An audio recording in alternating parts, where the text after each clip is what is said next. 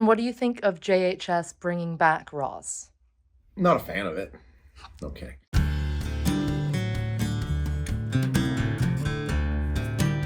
My first distortion pedal was the yellow label Distortion, the ROSS Distortion pedal. And so I learned about Keeley stuff, and then I learned about, it's based on the ROSS compressor. What's the ROSS compressor?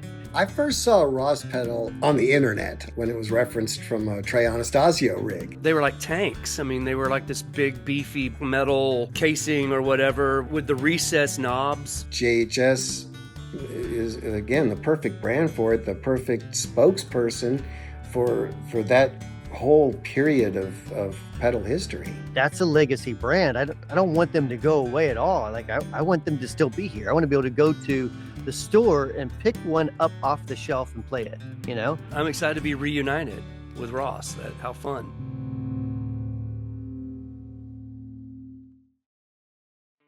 Early in my guitar playing career, I bought my first tube amp, and it was a Kustom tuck and roll amplifier. I didn't know anything about the company other than it looked really cool, and one of my heroes, John Fogerty of Creedence Clearwater Revival, used them because I saw it on a photo on a live record. And then later in my guitar playing career, I got into pedals, and one of the very first vintage pedals I ever bought and got a hold of was a ROSS Distortion. It was a tan pedal, recessed knobs that at the time looked exactly like the Line 6 DL4 that I loved. I didn't know anything about the company or the people, and I definitely didn't know that pedal was connected to my first custom tube amp. Then in 2009, I moved myself, my family, and this whole company to Kansas City, Missouri here in the Midwest. And little did I know, I would find out a little over a decade later that JHS Pedals was now located miles from this origin of this ROSS pedal. So I'm really excited to bring ROSS pedals home to Kansas City. The story of the pedals is bigger than the pedals. It's the story of this amazing man, Bud Ross. Ready to roll? Yeah. You're rolling. I'm rolling. I'm Steve Small, and I'm from Chanute, Kansas. I worked for Bud Ross at Keys Electronics from 1977 to about 1980. I went to tech school in Kansas City, came back, went to work for Kustom Electronics, worked in the music division for several years. I started at Kustom in '72 and ended up in radar engineering, and that's where Bud recruited me away. And I was just absolutely awestruck by his energy and his personality. I'm Stan Ross. I'm the oldest son of Bud Ross. I've been around since the Kustom Electronics days and also in the very beginning of the ROSS foot pedals. Pretty straightforward. Pretty straightforward. Hello, I'm David Bedeau, and I've lived here in Chanute all my life. I'm related to Bud Ross by marriage. My connection to Kustom goes back to the mid-'60s when Bud and Carolyn came to Chanute to start manufacturing amplifiers. Bud Ross was a phenomenal innovator. His ideas were ahead of his time. Believe it or not, it's just somewhat bigger than life. Although you may not know his name like you know the name Leo Fender or Paul Bigsby or Jim Marshall, at the peak of his career and at the peak of the products that he made in the 60s, he was on par with those creatives and entrepreneurs. Charles Bud Ross was born in Ashford, West Virginia in 1940, and at the age of 12, he relocated with his family to Kansas. Well, I think he had some relatives back here, and my Paul, his dad, got the black lung disease being a coal mine. He couldn't work anymore, and Granny, she looked just like the Granny on Beverly Hillbillies. I mean, a little thing and could be mean as hell when she needed to be. They came back to Overland Park because some family recommended that they could get some jobs back here. I asked him, what did you experience when you got off that bus? And he said, I couldn't believe how big the sky was. I said, what do you mean? He said, no, you got to understand. I lived in the hollers. I didn't know how big the sky was. Bud's music career started in 1958, doing a little bit of everything in the Kansas City music scene, from managing, promoting, and even playing bass. He used to go to this local club that had a little, music that was usually done through a jukebox or something like that. And he suggested to the owner that, maybe you ought to get a live band in here. In the early 1960s, Bud built his first guitar amplifier at home because he couldn't afford to buy one from the store. While playing at a gig in Kansas City at a club called the Sock Hop, he met a man named Dave Gates. Dave Gates taught him a technique called tuck and roll. This was a method of using naugahyde, a new material at the time, and simple padding and wrapping it around the amplifier to protect it. You would see this in hot rods or the booth at the diner, but it had never been done in such a way with any product that was being sold. This approach and technique accidentally was a catalyst that helped launch Kustom amplification into being one of the biggest amp companies in the 60s and 70s.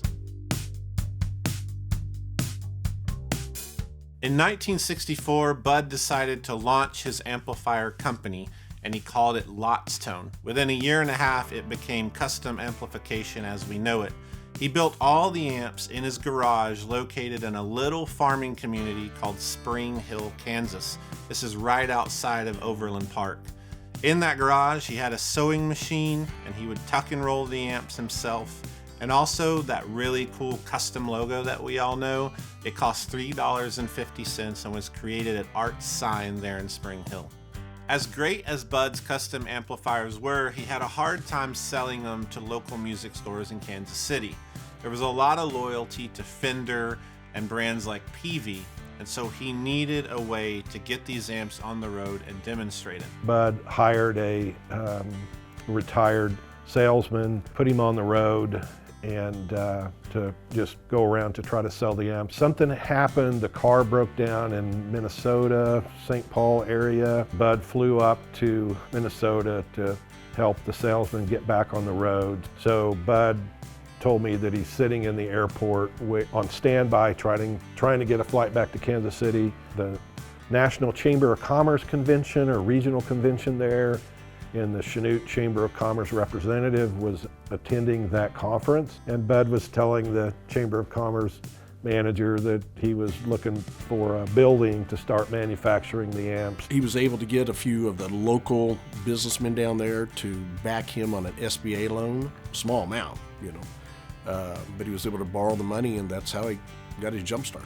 Before Bud came to town, Chanute was just oil and farmers. We had a grain elevator sitting right out down here, and they took a chance on Bud. I mean, here was this big talker and had a great idea, and a couple of the guys really said, hey, this guy's really got a neat idea. In late 1964, Bud moves Kustom amplification into an old grocery store in Chanute. It's at 7th Street and Steuben Avenue. In this lower part is where they built all the amps. This is the original spot. The biggest thing going down to Chanute when we first were getting Kustom electronics started, how excited I was that we were moving in above a grocery store in a 2-room apartment next to the railroad tracks. So about as low rent of an apartment as you could afford, but that's all we could afford. Had some ladies around town doing the pleat and roll, the sewing and everything. And So I used to ride my bike down to the factory and watch the amps being made and drool over the tuck and roll, which was really cool for the time. Pretty much fell in love with the amps. Carolyn recalls as they tested these huge amps and loud speaker cabinets that it would rattle the china in her china cabinet. Of course, the family lived upstairs, and they would etch the circuit boards in the bathtub with sulfuric acid, and it didn't do the plumbing any good. Within 2.5 years, Kustom had outgrown the grocery store, making as much as $100,000 a month. So they moved to a brand new 54,000 square foot location that they built at 1010 West Chestnut Street in Chanute. Sometime between 1967 and 68, Kustom grew so large that Bud opened a second facility at 210 West Main in Chanute, the location of an old Ford dealership repair center. Bud took Kustom public in 1969, and they brought in $5.8 million in sales. This is the equivalent of $48 million today. With 275 employees at this time, Kustom was the largest employer in Chanute, Kansas. I think it was Fender that offered him $12 million in cash. They say, Bud, this is a lot of money. You ought to consider it. he couldn't get over, what do I do then?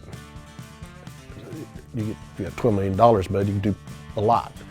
No, but I mean, what do I do every day? I mean, this is what I know, this is what I love. And he turned it down just because this is what he loved. It was an exciting time. You know, bands would come in, pick up their equipment at Kustom and play concerts for us on the floor in the plant. It was an exciting time. It was at this time that the popularity of Kustom definitely peaked, with artists such as Leon Russell, The Grateful Dead, Johnny Cash, Elvis's backing band, and most of all, John Fogerty standing on stage at Woodstock using a Kustom tuck and roll amplifier. Bud had a tendency and a big heart to, you know, put money into things that were outside of his, you know, his real knowledge. I mean, he did everything from oil and gas to, you know, the fiberglass super slides. You know, I mean, obviously Cobalt Boats was a great success, but so many of them were not successes. And that, upon you know, friction at home, you know, he and my mom got divorced. So I think it was at a point in time he was just burned out, and so he sold to Baldwin at that time. It was an interesting time during the transition of when they sold Kustom Music to Baldwin. For me, the fun stopped, and I was looking for a change in my career. Just 1 year later, Bud decides to launch a new amp company to try to get back into the musical instrument game. It was called Rode Electronics, but within 1 year, it had failed. The bank forced a sell, and that forced Bud to declare personal bankruptcy. But when he went to Fort Scott and attempted to get back in the business and design the Rode amp, which is, you know, seen a lot with on American Bandstand, you'll see it there, and Prince and many others. He financed 100% of that himself and really tried to pull it off by himself, and he just did not have the staying power. And then I think, you know, he took some time off and tried to figure out what his next move was going to be. And I think that's sort of the beginning of the ROSS pedals. Bud had came up with the idea of and seen an opening, what he felt was an opening in the music business for a better designed, better sounding foot pedal. By the late 70s, the guitar pedal industry was at its height in what I consider the golden age. Some of the most important brands ever had been formed and were thriving. Bud found himself in Lakewood, Colorado, and decided to jump back into the game, and he launched ROSS Musical Products with a new line of pedals. He ended up meeting a gentleman named David Smith. David had a electronics manufacturing facility and said, Bud, I'll you design it and get it all put together, and I'll build it for you. The Era 1 line included the Distortion, an R1 phaser, and an R2 phaser. Unfortunately, this first era of ROSS pedals were small business compared to Dave's normal work, and he couldn't give them the attention that Bud felt they deserved. They sort of looked at, you know, the ROSS pedal product coming into their electronics facility as sort of a distraction. Dave's only doing it because of the relationship that they have, and it's jeopardizing, you know, what we need to be doing. So the first few pedals came up there and they weren't performing very well. Dad asked me, he said, you need to be at the end of the line. You need to be the one inspecting them. And I said, okay, I can do it. So anyways, I'm down there and you know, I was telling him, I said, well, they're setting them wrong. You know, you had to sit there and tweak them. And then they were not, you know, gluing them and having them set. On top of that, these first era ROSS pedals held a striking resemblance to MXR, who in 1977 were at the top of their game. The case is readily available. Bud first went with that to get it out on the market and get going, get some cash flowing. MXR sent cease and desist letters to ROSS and companies like DoD requesting and requiring that they change their enclosure and their aesthetic because it was too close to the MXR branding.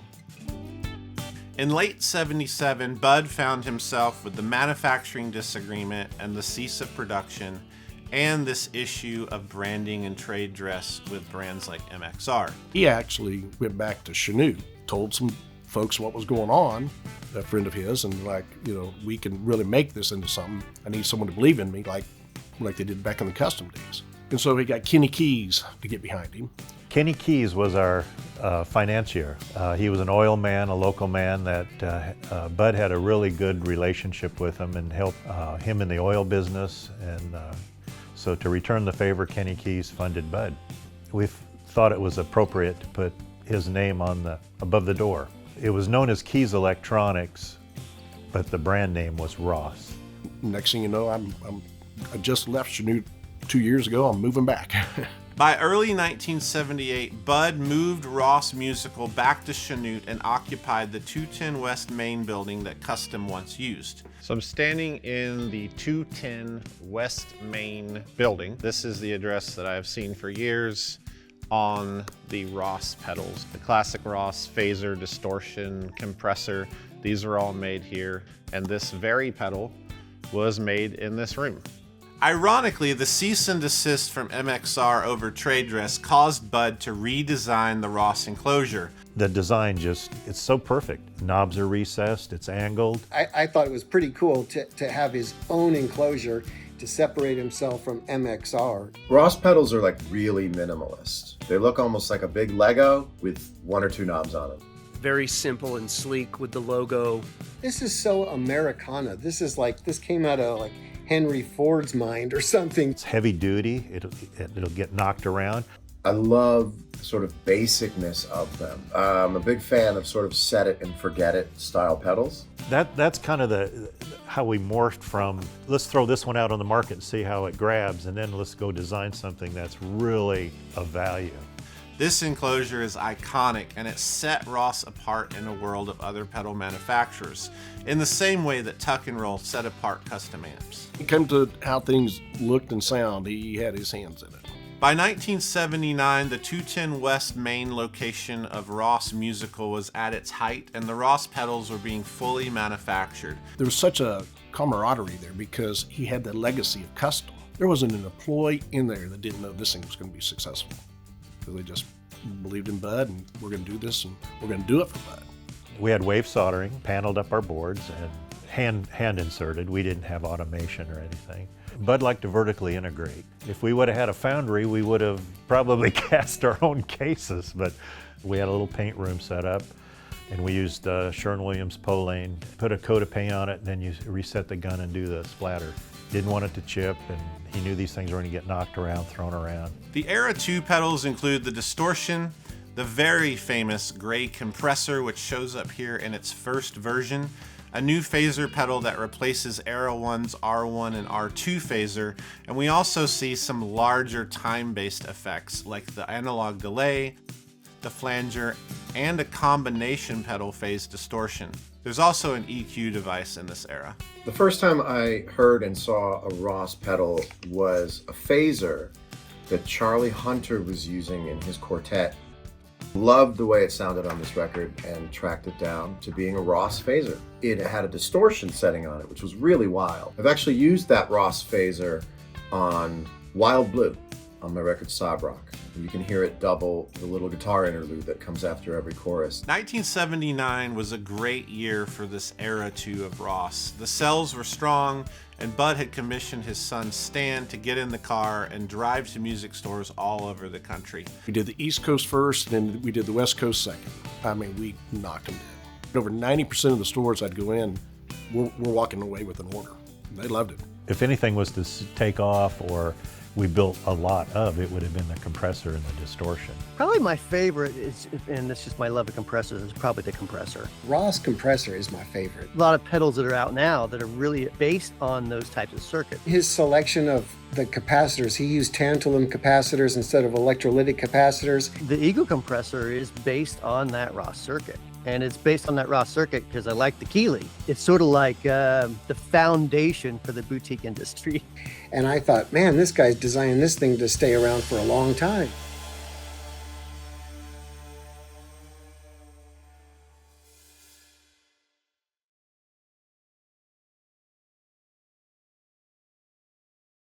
In Bud's eyes, probably sales never took off enough. He probably knew at 79 it's time to fold them, find a buyer. For anybody else in a smaller, it would have been a nice company. It could have done really well, but I think Bud coming off of Kustom, I think he had visions of building another big music company. And I think that's why we jumped into this TVRO business. By 1980, something happened. We know that the pedal industry was booming and Ross was facing competitors as strong as they've ever been. Proco with the Rat, Boss compact pedals, Electro Harmonics at their peak, MXR, DOD, the list goes on and on. We also know that Bud was a serial entrepreneur, and we know what he did after these pedals. He was already thinking about starting a new company, doing something different, and in 1980, he left the guitar industry for good when he sold Ross Musical to IMC. I found a whole box of awards from Nashville. I said, Bud, hey, look what do you want me to do with these? He said, put them in the trash. And I said, Bud, why? And he said, if you start believing what people say about you, you become what you think they want you to be. He said, I don't care about that stuff. It's over. He had no regrets about Kustom or anything. It's just that down, let's go do another one. IMC was a company out of Fort Worth called International Music Company. When they purchased Ross, they drove to Chanute with 2 semis, loaded up all the remaining inventory and all of the equipment. We see the pedals quickly moved over to a manufacturing process in Taiwan, and there are some signifiers between Era 2 and Era 3 that can help you know which pedal you're looking at. First of all, on the back plate of the pedal, Chanute is removed. On the top of the pedal, the word Ross has a square or a bracket around it. These Era 3 pedals include all of the pedals seen in Era 2 with a few notable additions. My favorite of this is the chorus that we see for the first time.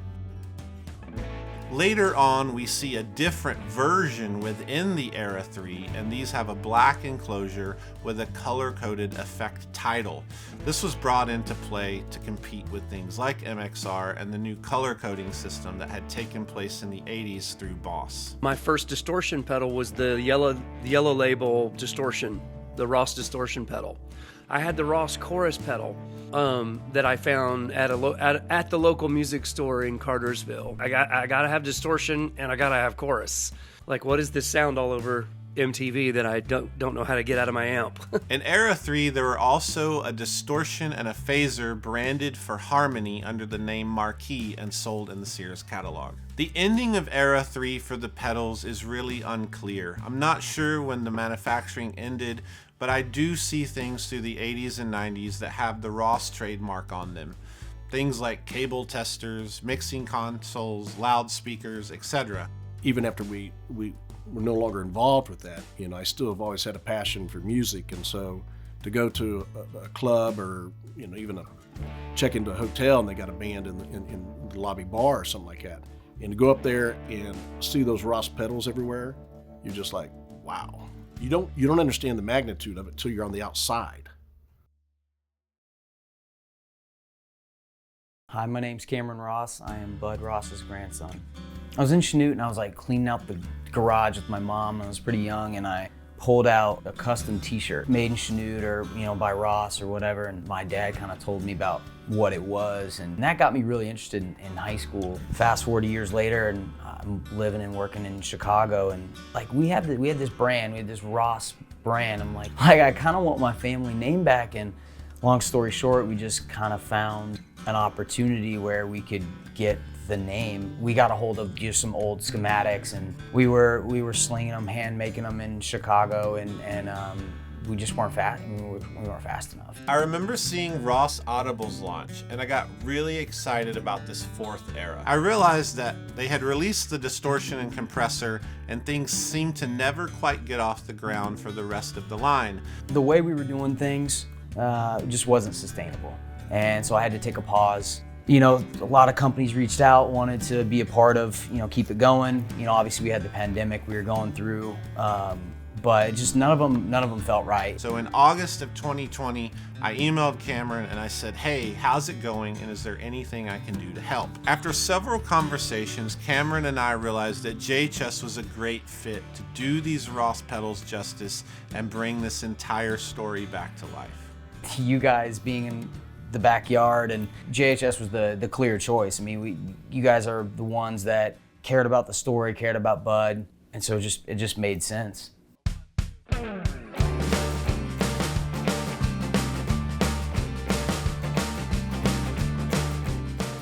We took dozens of actual ROSS pedals, worked through them, studied the circuits, interviewed people who were involved in the original ROSS Musical Corporation and Kustom.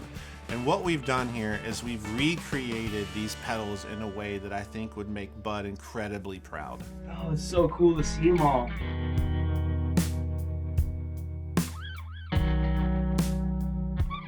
Yeah, they look great, and I just can't believe it. It's been a long time coming, so I'm just excited. Wow, thank you. Oh, that's excellent. I'm flooded with memories. I just love it. Yeah, lots of memories there. They can look at your product and tell you went the extra mile. Like when I picked up that casting and I saw the ROSS name inside. Instead of a number or a die cast part number or something, little things like that, it's quality. Everything is quality, so I love it. That's awesome. You guys have done a great job. This brings back some memories for sure. This is the monster, though. The one that they talk about all the time as far as the custom, the ROSS compressor. That's the one they always sit there and resonate to. Oh, Dad would be proud. You guys did super. I love this. Yeah. I mean, you're going to get everybody to, I believe, actually open that up and read it. This Era 5 of ROSS includes my favorite devices: the distortion, the compressor, the phaser, the chorus, and a brand new pedal that never existed. It's the fuzz. This circuit is pulled from Kustom. Those amps had some distortion fuzz circuits in them, so we took one of those, put it into a pedal, and we're giving you those classic 70s amp distortion fuzz tones like John Fogerty used. JHS is the perfect brand to bring back ROSS. Nobody understands pedals and their sort of cultural impact more than Josh. That's so great that JHS is doing the ROSS compressor on that. I'm really happy about that. One of the things I'm most excited about our partnership is that, the people who played ROSS, who grew up on ROSS, get ROSS back. ROSS pedals have always been these great little secret weapons in people's tone arsenals, and for him to bring it to everyone and take it off of being a vintage hunt and bringing a modern made quality and consistency to these pedals, it's very exciting. I'm excited to be reunited with ROSS. How fun. This old ROSS distortion is tied into the whole thing of me collecting pedals and getting into the history. I remember getting this pedal. I remember having that Kustom amp. It brings me fully back to how it felt to be 20 years old or 18 years old and just playing guitar in bands and making music. This is kind of this meta, surreal situation where I get to actually take on the name and be a part of what it actually is. It's not a separate tribute. It's not a replica or a clone. It's the actual thing. And if you've never played a phaser or a chorus or a fuzz, you can plug these in and in 15 seconds you're somewhere. These are familiar even if you've never seen them. Bud Ross was a really great example of just a normal person from an extremely normal background who made a name for himself by just making a great product, a quality product, a good sounding product, and music was the entryway to creating an idea for him. And I think that's how it was for me. He's an inspiration and I see myself in his story. It's honestly like overwhelming and just emotional, because I imagine like my grandpa, like this is his desk or his office, and like it's just, I don't know, it's transformative back to the days, I guess. Bud had that phenomenal ability to give people chances and bring out the best in people. It was quite a ride. I got to know him very well. We became very close, and I owe him a lot. I've been fortunate to be drug around everywhere around the country with him. I mean, look at us. I mean, how happy we were. You know, just amazing. And back then, we didn't have a whole lot. I guess had some really good times. Tough times too, but you know, that's what made us who we are. So it was pretty amazing run. Pretty blessed.